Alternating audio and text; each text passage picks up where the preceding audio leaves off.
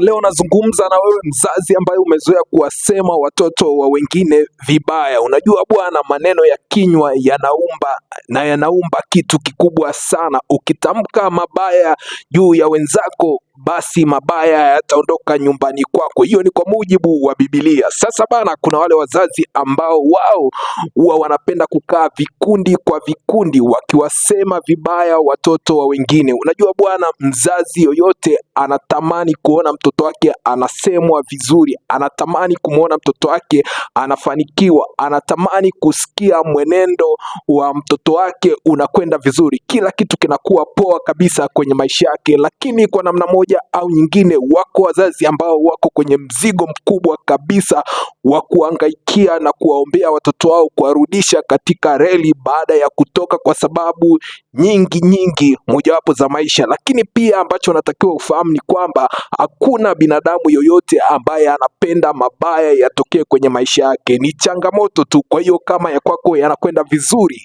unachotakiwa kufanya sio kumsema, bali ni kumwombea, kupiga goti na kumwombea basi, ili aweze kuwa kama wewe ulivyo. Wengi wamekuwa wakizungumza vibaya kuhusu watoto wa wenzao, bila kusahau kwamba wale wazazi wa wale watoto wanalia machozi usiku na mchana, wakitamani watoto wao wawe bora na wawe watu wazuri. Wengine wamewekeza millions of money, lakini mwisho wa siku mtoto amekuwa teja, mtoto amekuwa kahaba.